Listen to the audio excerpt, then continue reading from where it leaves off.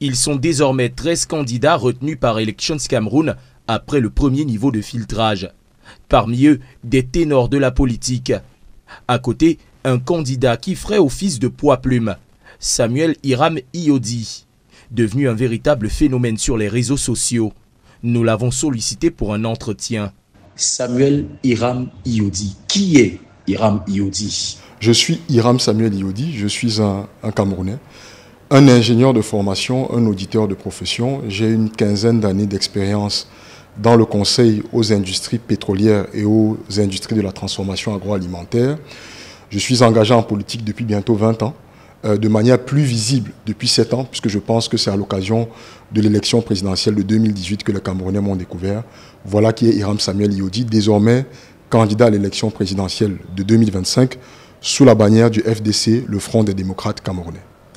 Qui de mieux que les Camerounais pour parler aux candidats? Nous avons donc recueilli les questions de certains d'entre vous adressées à Hiram Iyodi.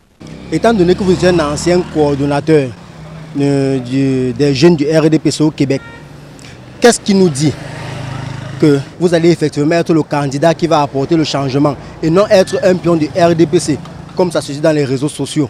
Ça date d'il y a 19 ans, Cédric. J'avais 19 ans à cette époque.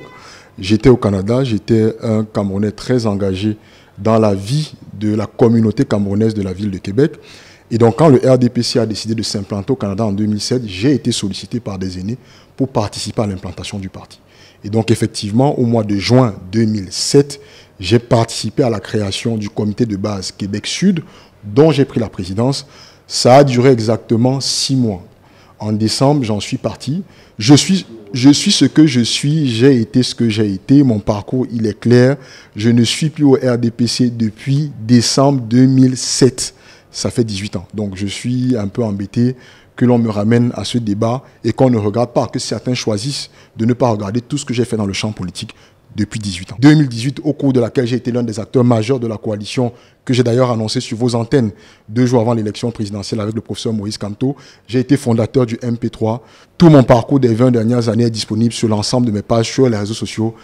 Comment ferait-il, ou alors qu'est-ce qu'il nous proposerait, par exemple, pour désenclaver les zones reculées, pour qu'enfin les villageois, les planteurs, enfin les agriculteurs, soient à même de véhiculer les produits? Le plus important pour nous, effectivement, c'est de permettre à nos produits alimentaires de partir des zones de production vers les zones de transformation ou les zones de consommation.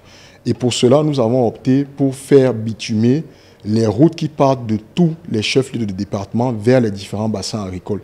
Mais au-delà, le Cameroun est quand même un territoire qui est nourri d'énormes cours d'eau et nous pensons que c'est une réalité, la plupart de ces fleuves-là ont un potentiel élevé de navigation et donc nous proposons également de développer un réseau de transport fluvial qui servira autant au déplacement et au transport des personnes qu'au transport des biens de consommation.